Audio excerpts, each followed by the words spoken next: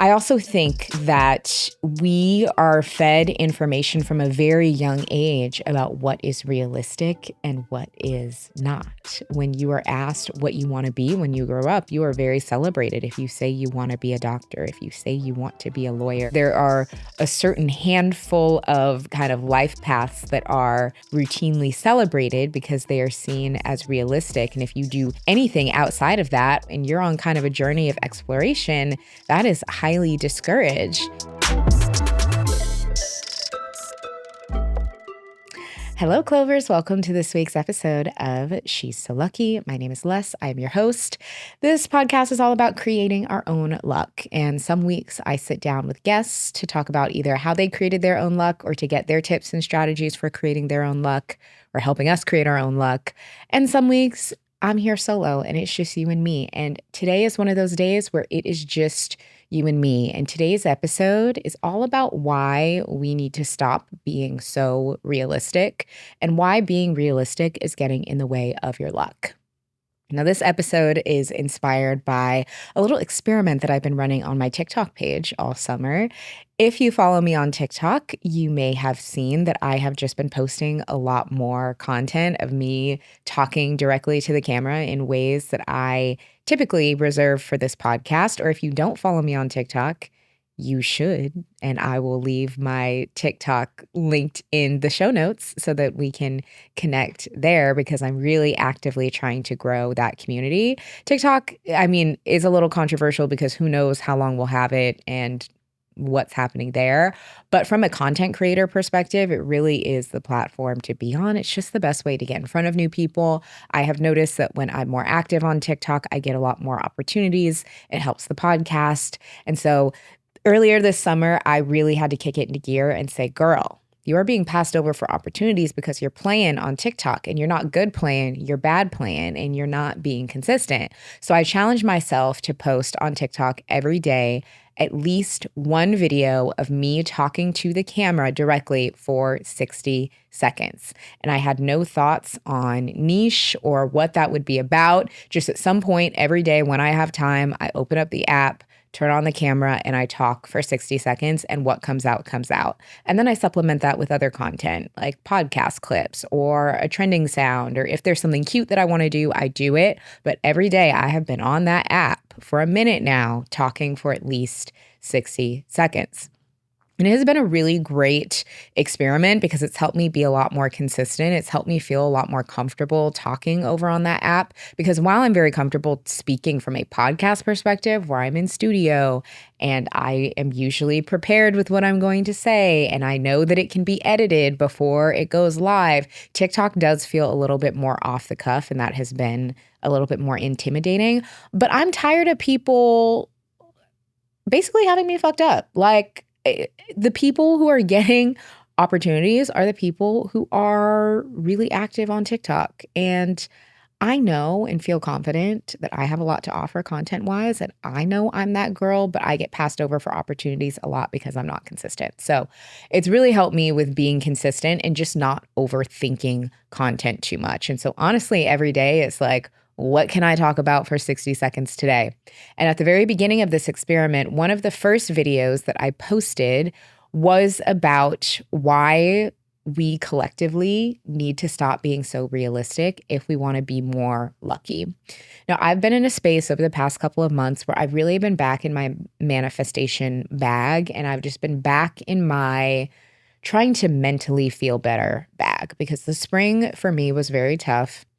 I did an episode about that, and I've done some social media content about just how burnt out and depressed I was feeling. And so I was really trying to get myself out of that by coming back to things that help me feel better, getting back into my meditation practice, picking back up EFT tapping, and being really intentional about the language that I was using and the experiences that I wanted to call in. And so it's gotten me kind of back in this manifestation bag. And it's helped me realize that so much of the language that I use and so much of the language that we use creates so much of our experience. Now, with that, I will also say there are a lot of things that are wrapped in privilege, that are wrapped in so many systemic factors. And so while I absolutely believe in the power of manifestation, and for me, manifestation is like the process of receiving the blessings that are meant for us. I don't think that we can manifest ourselves out of oppression, right? Like there are limits to some of the things. Our minds are very powerful, and our minds cannot necessarily undo hundreds of years of systemic things. So I just want to put that out there as a caveat. But I do think that with the thoughts that we have, with the language that we use, and with the way that we carry ourselves, that can dictate a lot of our experience. And so I was having moments around this time when I was beginning to be more active on TikTok where I was thinking a lot about the language that I use to describe myself, the language that I use to describe my experiences, the people that I hung out around, and how I felt when I was around different people and different energies. And I was really inspired to talk about why I don't think that we should be so realistic all of the time. Now, the idea of being a little bit more delusional is not a new concept, and it's something that has been very popular on social media for the past couple of years. And I don't know if I necessarily love the idea that good things happening to us means we're delusional. I think that that also feeds into this concept that it's unrealistic to have good experiences. Um, I know when I shared my episode earlier this spring where I was talking about my mental health and I was talking about a lot of the challenges that I was having, people were very supportive. And that was an episode that a lot of you loved. And so many people were commenting, like, oh, this is so real. This is so relatable. And while I appreciate that, and while I'm glad that me sharing my experience has helped people not feel so alone, I really hate that the only time those types of responses are given is when we're sharing bad stuff. When I'm sharing, oh my gosh, I'm so burnt out and I'm exhausted and I hate everything. That's what everybody's like, yes, me too. So real, so relatable. But good things are real too. And I think some of the language that we use can really get us kind of stuck in these cycles of really ruminating on the things that we don't want. And I felt myself going through that cycle, and it's helped me really shift a lot of my language and my thinking. And so some of what I was thinking was about those interactions that we have when all we're doing is complaining. Now, I think that it is really healthy to express emotions, to process things, to vent. But I know that we all have those friendships or those people that we know when we want to bitch about something or when we want to vent or when we want to complain, they are our go-to. You know that there are people in your life who, when you hit them up, you know it's going to be however many hours of just like going in about everything that is wrong. And I realized that I was having a lot of those interactions and it was making me feel even more stuck. And so as I started to zoom out a little bit and as I started to reframe some of my own language, I realized that a lot of those vent sessions, as we refer to them, were often rooted in this idea of being overly realistic. This idea that the only things that we see as real are the things that are bad or negative. But on the inverse, the things that are positive are also just as real. And I don't mean that from a toxic positivity standpoint. I'm not telling anybody, oh, just think positive, because if you're somebody who is deeply depressed currently, or you're having a depressive episode, yeah, thinking positive isn't necessarily what's going to get you out of that. You need treatment, you need care, potentially medical assistance. Like, I understand that. But this idea that the only things that are real and that are relatable are when we're down bad and sad is something that I actively want to push back on. I think that the goodness and the positivity and good things happening is not delusional. It is just as real as those times when we are down and out and struggling. And so I felt really inspired to talk about this on TikTok, and I ended up posting a video talking about why I think we need to focus on being a little bit less realistic if your definition of realistic is constantly being down bad. And this video did not go viral by any means, but I felt really inspired to talk more about it. I think especially if you have a background where you maybe don't come from a lot, or if you are the first person that you know to really step outside of, a predisposed path, or you're the first person to do something different, it can feel really, really hard to stay on that path. I'm always a little skeptical when it comes to products that claim to help with hair growth and health, but when I started taking Nutrafol last year, I knew it was the real deal. I've always dealt with a lot of hair shedding, which is why I started taking Nutrafol Women's Balance last year. And especially during the summer months when I have tight braids, I'm in the sun and the water all the time, and dealing with the stress of travel, my hair needs extra support. Nutrafol is the #1 dermatologist recommended hair growth supplement brand, trusted by over 1.5 million people.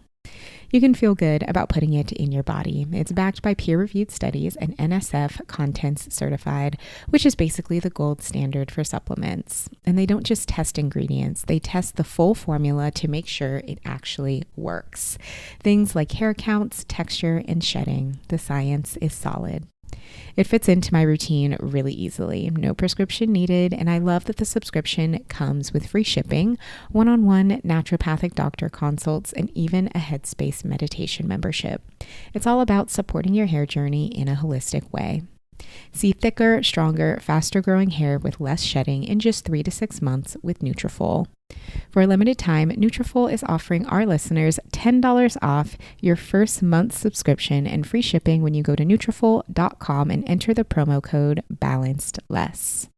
Find out why Nutrafol is the best-selling hair growth supplement brand at Nutrafol.com, spelled Nutrafol.com, promo code BALANCEDLESS. That's Nutrafol.com, promo code BALANCEDLESS.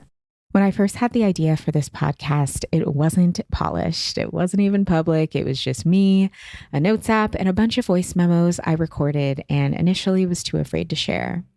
I didn't have a brand or a strategy. I just knew I wanted to create something. And that's the thing about starting something new, whether it's a podcast, a product, or a business, it feels like you have to know how to do everything at once. The design, the website, the emails, the marketing. It's overwhelming. But Shopify makes the business part simple.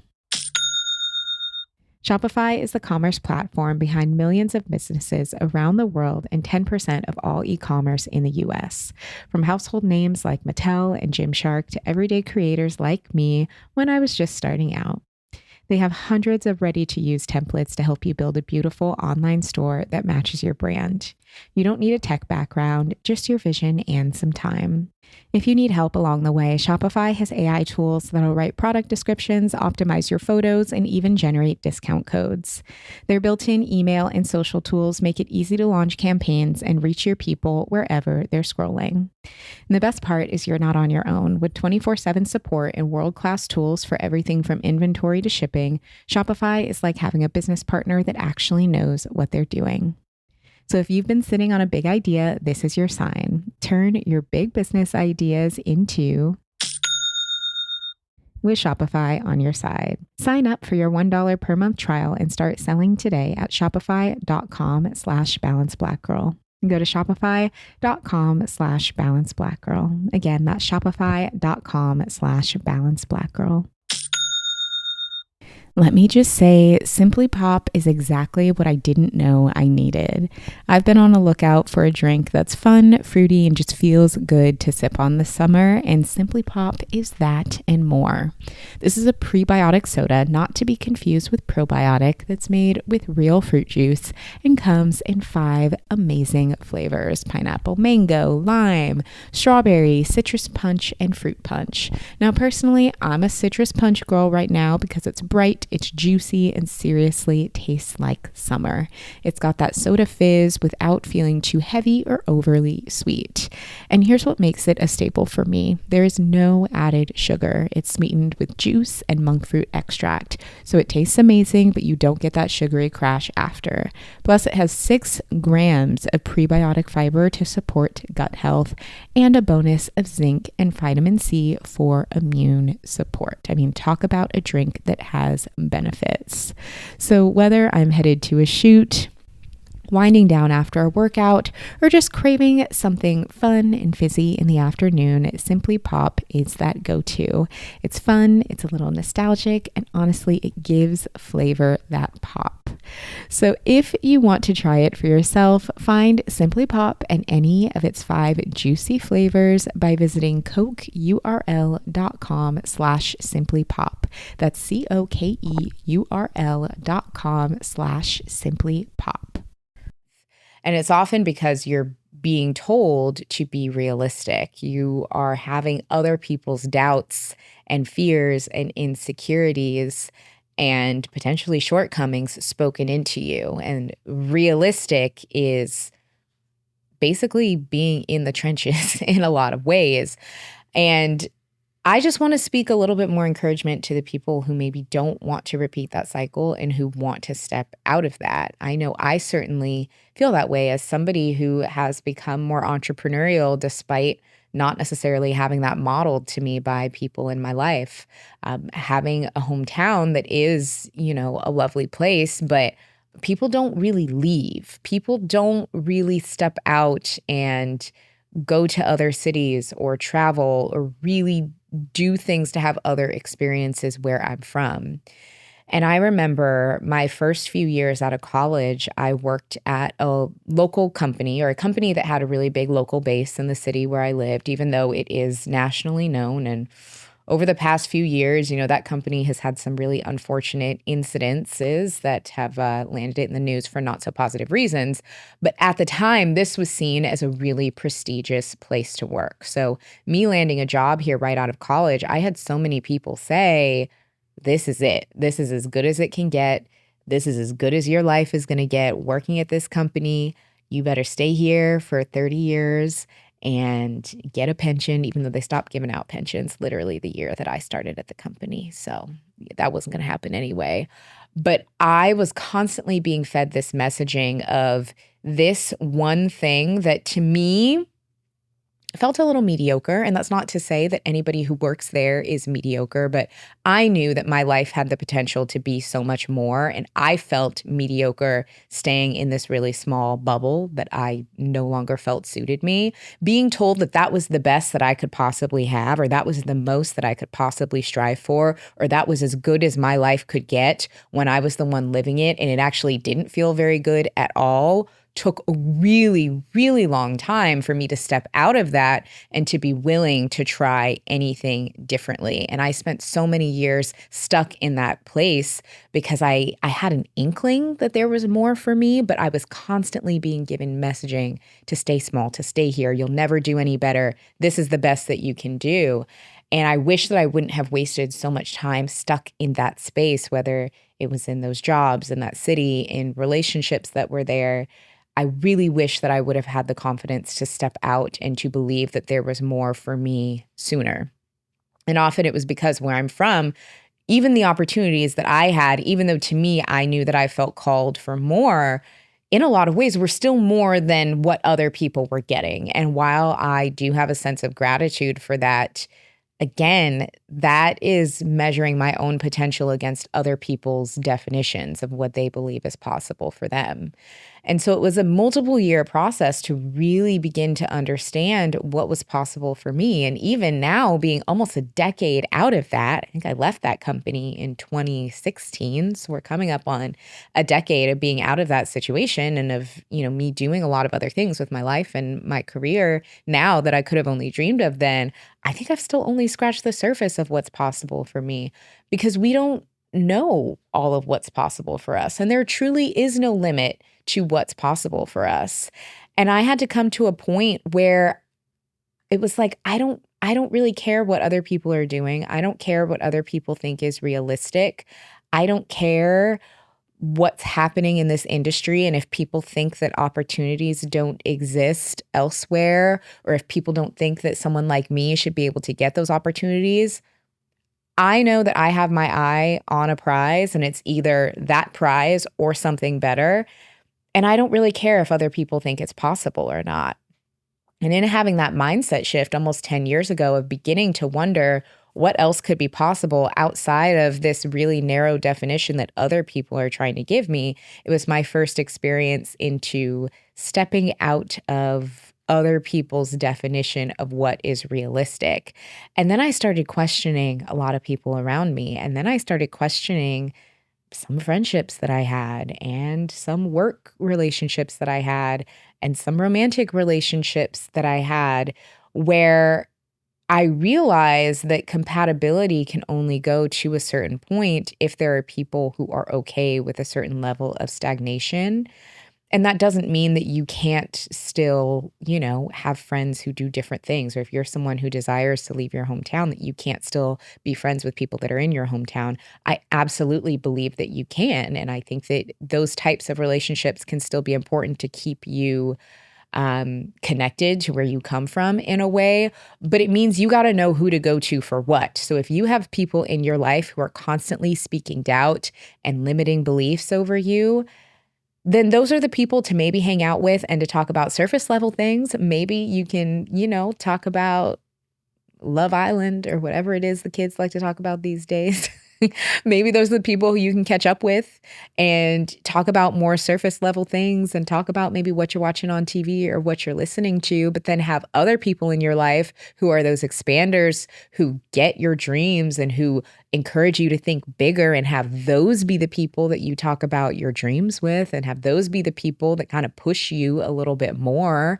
And I think that there can be room for both in, any healthy person's community spaces. So I'm also not a believer in just dropping people if they are not where you're at in their journey, or if they're content with something that you wouldn't be content with. It just means, okay, this is the person who I can bond with over certain things, but this is probably not who I'm going to go to when I need some encouragement, or when I need to dream bigger, or when I need to think bigger. I also think that we are fed information from a very young age about what is realistic and what is not. When you are asked what you want to be when you grow up, you are very celebrated. If you say you want to be a doctor, if you say you want to be a lawyer, there are a certain handful of kind of life paths that are routinely celebrated because they are seen as realistic. And if you do anything outside of that, or if you're somebody who doesn't know and you're on kind of a journey of exploration, that is highly discouraged. I think especially anything that involves creativity or art or expression is highly discouraged because it's not seen as realistic. And while no, maybe not everybody can have a career where they're earning a living doing something highly creative, it doesn't mean that you can't still express yourself in some ways, or it doesn't mean that you can't get there while you're still doing something else on the side. It's about finding that definition of what is manageable and realistic and affirming for you. But if you're trying to find what's real, the definition of what's real should really expand you, not cause you to contract, not cause you to want to shrink, or not cause you to give up something that is really important to you. Now, does it mean you maybe need to be creative about how you get there? Sure, but it doesn't necessarily mean that you should give up on something that is really important to you. It just means that maybe there's another way to get there. I'm excited to share that this podcast is sponsored by The RealReal, the best place to shop authenticated luxury bags, clothing, watches, and so much more. Lately, I've been a lot more intentional about how I shop, focusing on quality over quantity, curating pieces I really love, and finally exploring some of those luxury brands I've had on my wish list forever. I've always admired brands like Prada and The Row, but let's be honest, my budget has boundaries, and that is why I love The RealReal. I can find incredible pieces that actually make sense, plus I'm shopping more sustainably. I've even started selling on The RealReal, which means I can clear out my closet and use those earnings to invest in something new to me and special.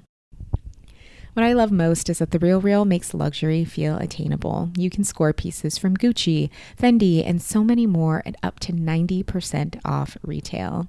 And everything is authenticated in person by their experts, so you know it's the real deal. It's also a win for the planet. Instead of buying new, I'm giving existing pieces a second life. And with over 37 million authenticated items rehomed, The RealReal is helping redefine what sustainable style looks like. Oh, and here's a tip. They drop new arrivals at 10 a.m. and 7 p.m. Eastern daily, so you'll want to set a reminder.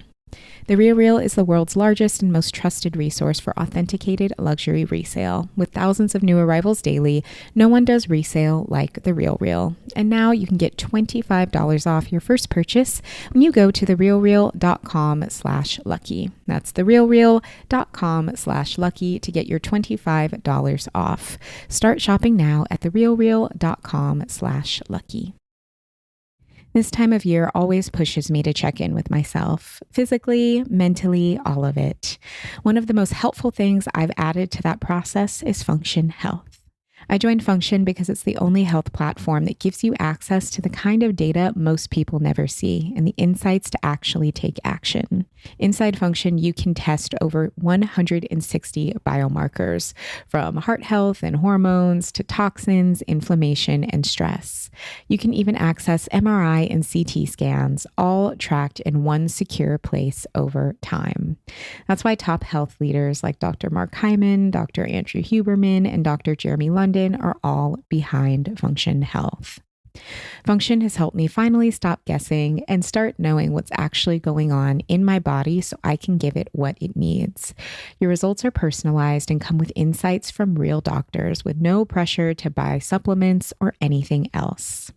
Lab visits are super easy with over 2,000 locations across the US, and it's $499 for the year, which is just $1.37 a day for health info that could cost over $10,000 if you tried to test for all of these things on your own. Learn more and join using my link. The first 1,000 people to sign up will get a $100 credit towards their membership. Visit functionhealth.com/lucky, or you can use the gift code lucky100 at sign up to own your health. Now, I also have an opinion that could potentially be unpopular, because I think that there is often this notion that a lot of us have that in order to do something, to have something, to achieve something, to reach a new level, that we have to see somebody who is exactly like us doing it. Now, while it can absolutely be helpful, it can be helpful to have those models of people who are similar to us, who we can learn from and say, hey, okay, if this person can do it, so can I. Sometimes if you're charting new territory, you're going to have to be that person. You're going to have to be that first person who other people can then look to and say, hey, if they can do it, so can I. And so sometimes that does mean you're going to have to look for inspiration from people who are a little bit different than you. And I don't think that that's necessarily a bad thing.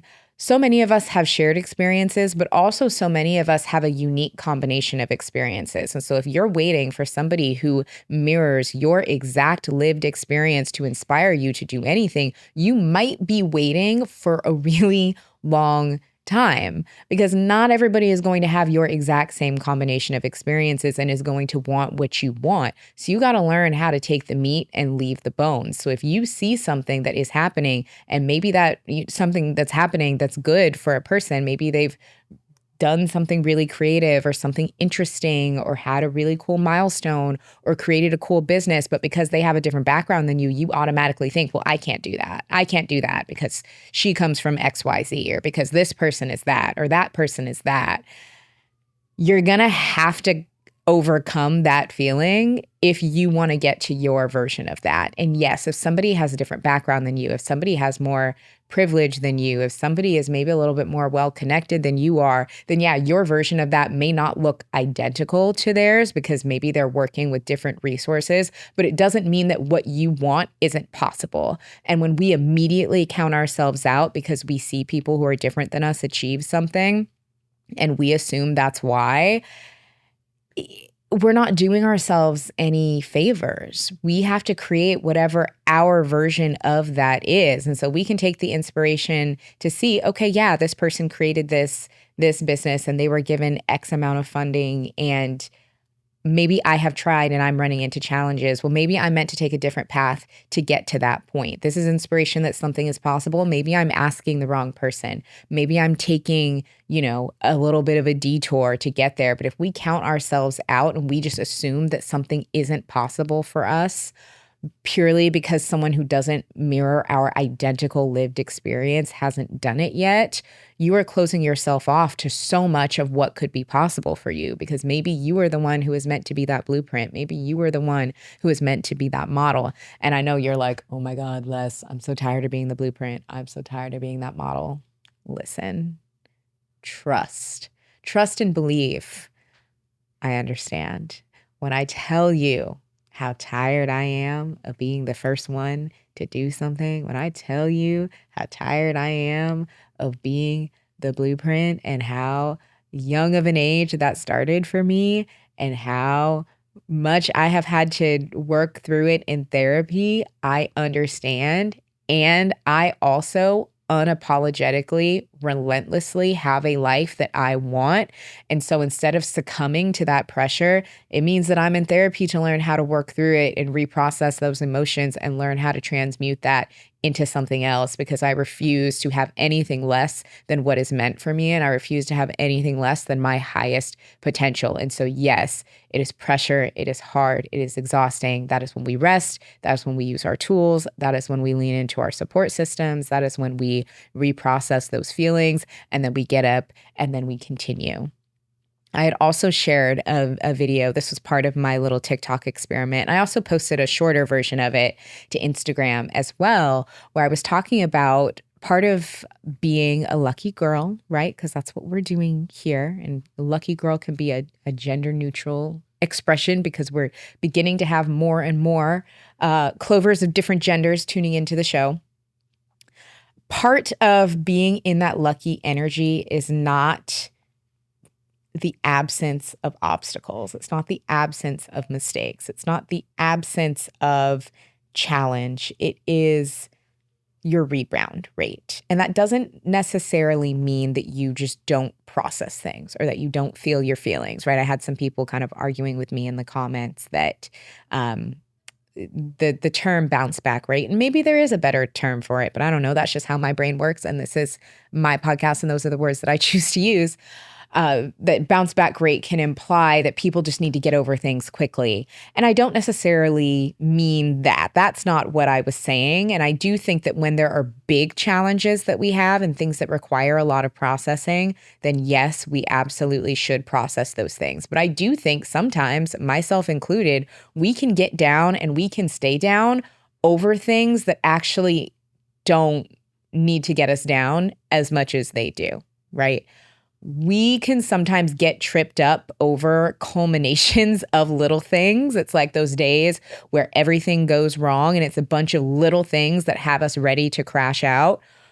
How quickly and how effectively are we able to bounce back from those little crash outs? I'm not talking big T trauma of big things that really deeply hurt us. Yes, process that, feel that, take your time with that. But for those little things that trip us up and that, make us want to quit and throw in the towel, when really what they are like little lessons that we can bounce back from.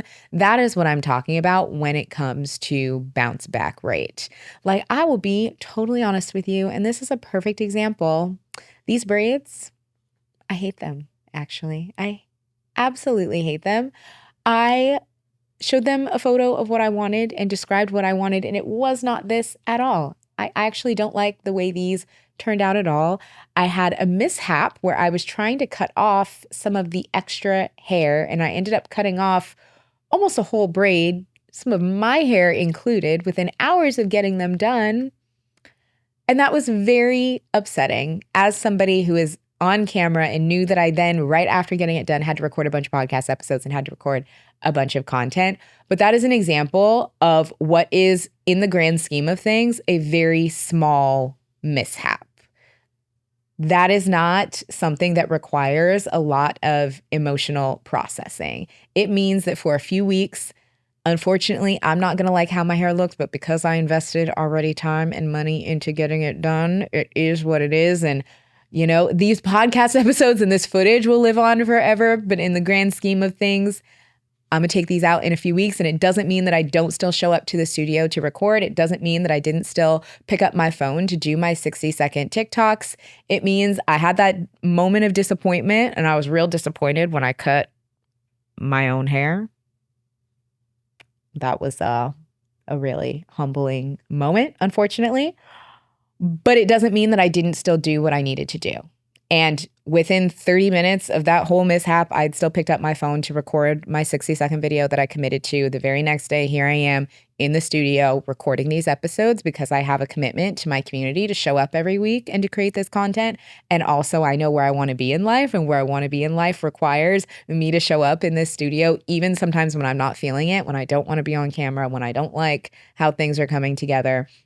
It's about how quickly can we bounce back from those little annoyances that sometimes can lead to a big crash out. It's about not reacting to the little things that can sometimes take us out, but don't need to. So what are those little mishaps, those little things that can rock you off your game? And how can you build up the resilience to not let those little things knock you down? Because you're going to want all of that energy and juice and mojo for when you need to process the big things. So I'm not saying, don't feel your feelings, don't handle those triggers of like bigger things that you may have, but I'm saying let the small stuff be small stuff and learn how to bounce back so that it doesn't get in the way of your next good opportunity or your next best thing.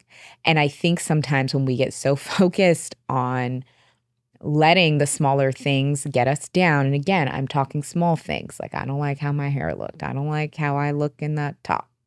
This person hasn't texted me back, right?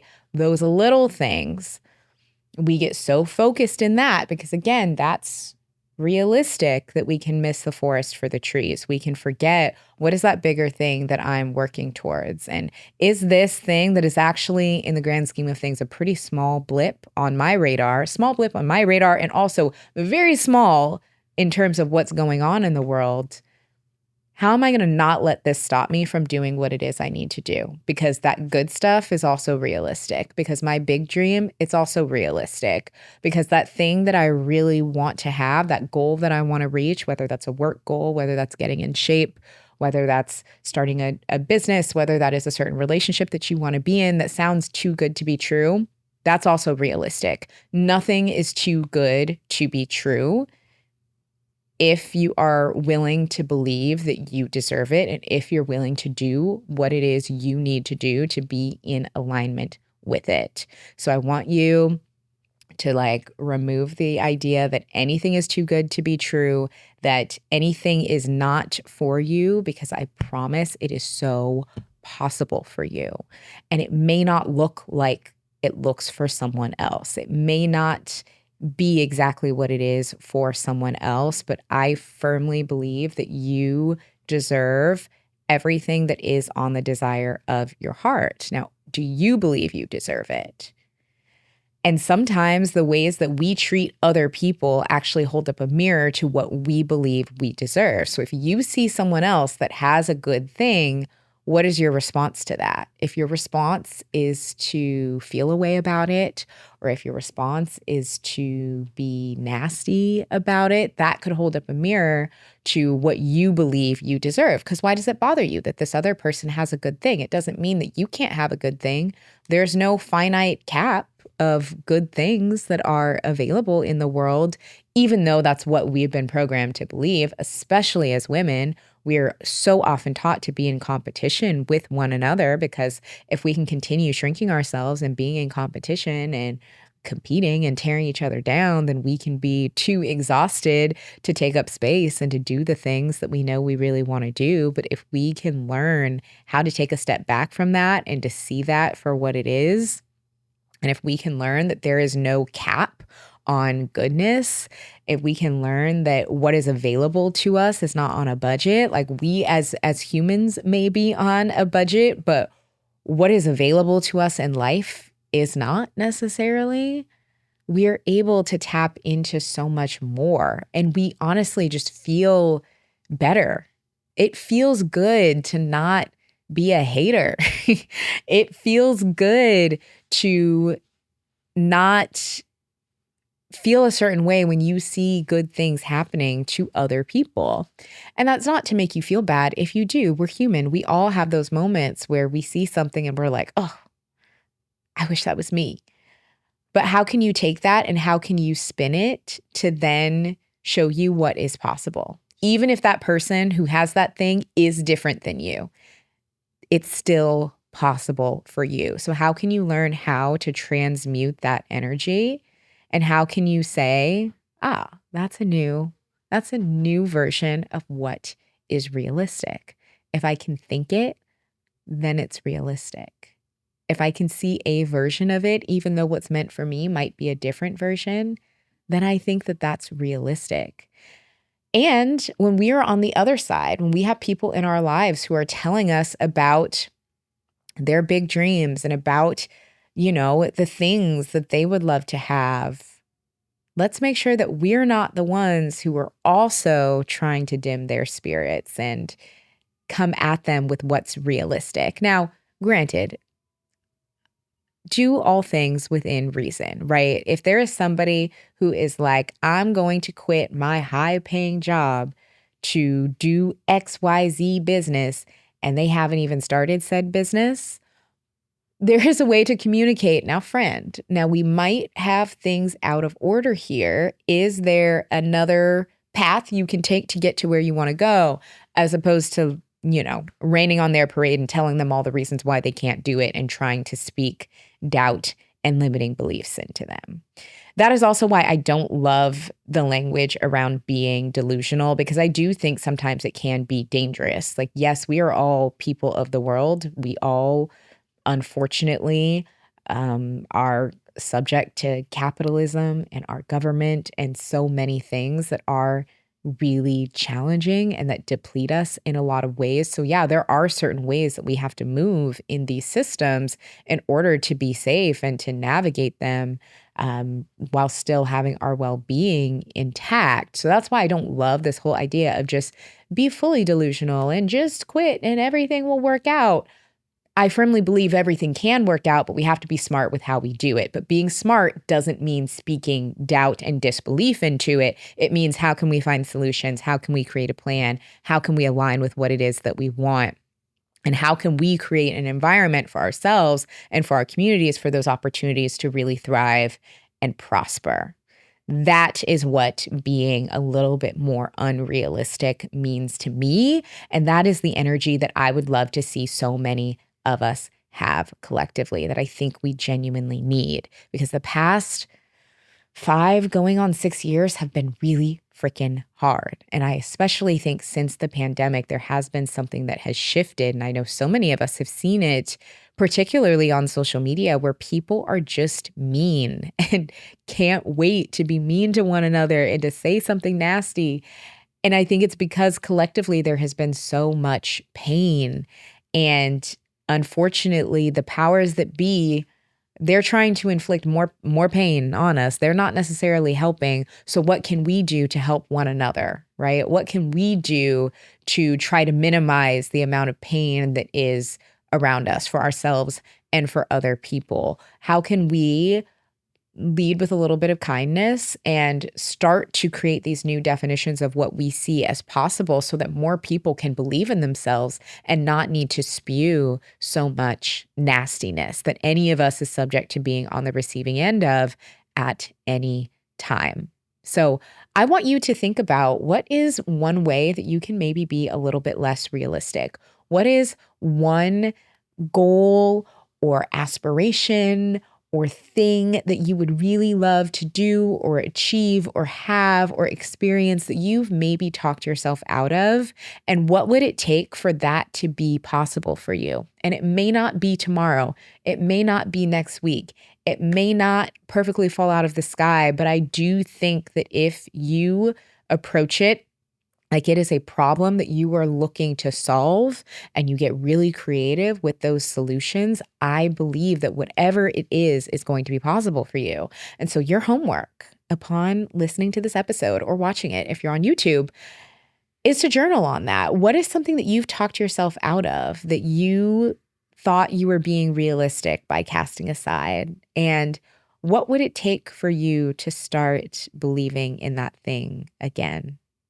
So I want you to have your journal out. I want you to do that for me. Maybe sometime over the next week, journal on that and go to our latest post on Instagram at She's So Lucky Podcast, or our latest post on TikTok at She's So Lucky Pod, and let us know what is something that you are choosing to believe is possible for you that you previously had talked yourself out of. I mean, we can have a really kind comment section and community gathering, encouraging one another and being expanders for one another as we speak more life into what we believe is possible for us. So that's going to be your homework before the next episode drops, depending on when you're listening to this.